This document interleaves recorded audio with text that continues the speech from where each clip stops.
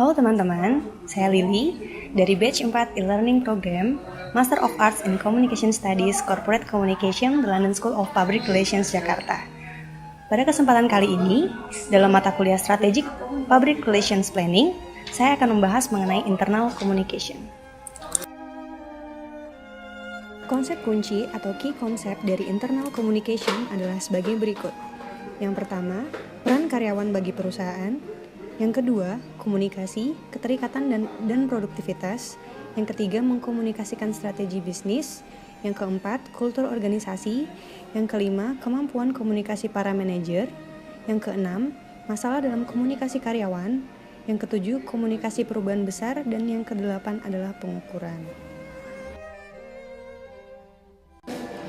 Kita masuk pada key konsep yang pertama, yaitu peran karyawan bagi perusahaan. Menurut Keaton, yang dikutip dari buku Van Vuren, De Jong and Seidel tahun 2007, organizational communication adalah a complex and continuous process through which organizational members create, maintain, and change organization. Definisi yang lain mengenai peran karyawan bagi perusahaan, menurut Berger tahun 2008, yakni komunikasi internal dan komunikasi karyawan adalah hal yang sama. Selanjutnya, menurut Welch dan Jackson tahun 2007, fungsi hubungan internal, yakni komunikasi internal, hubungan karyawan, hubungan publik internal, dan komunikasi staff. Dan internal communication berisi tentang informasi tentang pekerjaan, area kerja, organisasi, lingkungan operasional.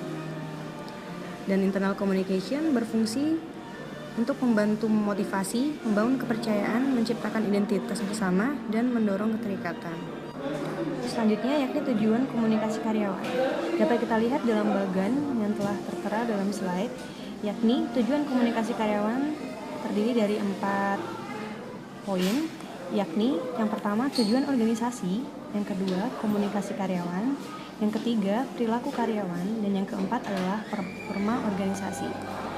Tujuan organisasi akan mendorong terjadinya komunikasi karyawan, dan komunikasi karyawan akan menghasilkan 2 hal yang akan mempengaruhi perilaku karyawan, yakni diantaranya kemampuan, kompetensi, pengetahuan, keyakinan, kebiasaan, aksi dan motivasi karyawan, dan juga kebijakan, prosedur, proses, sistem, peraturan, budaya, norma, pelatihan formal organisasi, yang tentunya akan mempengaruhi perilaku karyawan. Perilaku karyawan juga akan mempengaruhi performa organisasi, di mana performa organisasi akan bisa kita lihat apakah performa organisasi itu sudah sesuai atau tidak dengan tujuan organisasi. Key konsep selanjutnya yakni komunikasi yang terdiri dari keterikatan dan produktivitas.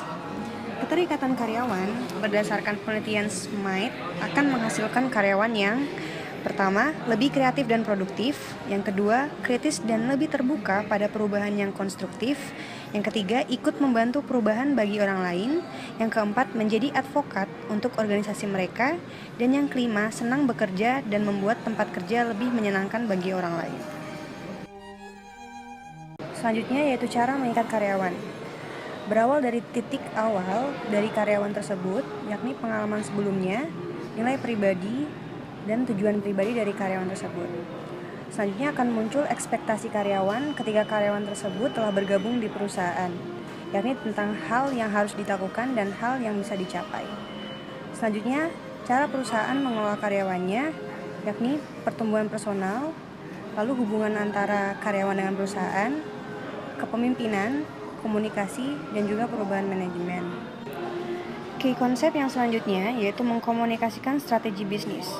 Menurut Sirota, Miskin, dan Melzer tahun 2005, menentukan tujuan dalam pekerjaan yakni yang pertama adalah keadilan, yang terdiri dari faktor fisiologis, faktor ekonomi, dan faktor psikologis. Yang kedua, pencapaian, dan yang ketiga adalah persahabatan. Mulai. Selanjutnya adalah kultur organisasi. Elemen kultur organisasi terdiri dari yang pertama nilai dan norma, yang kedua ekspektasi pada perilaku karyawan, yang ketiga ritual dan kebiasaan korporat, yang keempat cerita dan mitos tentang orang dan sejarah perusahaan, yang kelima iklim perusahaan, dan yang keenam adalah metafora dan simbol.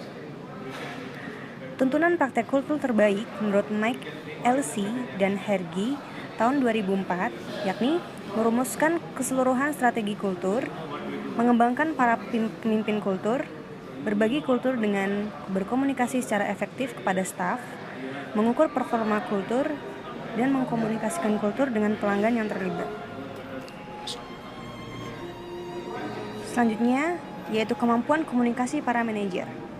Kompetensi interpersonal inti untuk para manajer menurut Van Vuren, De Jong, dan Seidel tahun 2007, yakni memberikan tanggapan positif kepada bawahan, memperagakan kemampuan mendengarkan secara aktif, menyediakan arahan yang memuaskan bagi karyawan, memotivasi para karyawan secara efektif, mencari tanggapan dari karyawan, bertindak berdasarkan tanggapan dari karyawan, dan mengelola konflik dengan dan antar staf. Selanjutnya yaitu masalah komunikasi dengan karyawan.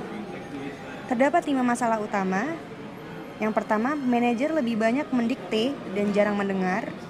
Yang kedua, manajer berasumsi karyawan mengerti, setuju, peduli, dan menindaklanjuti perkataan manajer.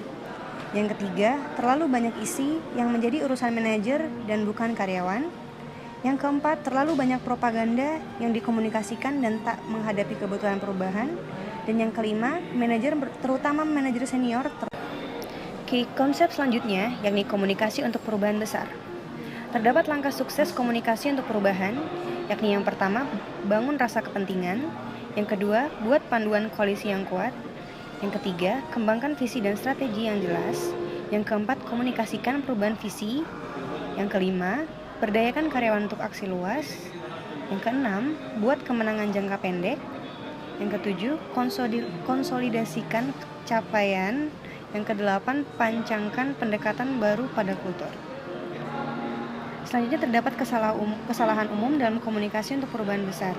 Yang pertama, menggunakan terlalu banyak ukuran kepuasan.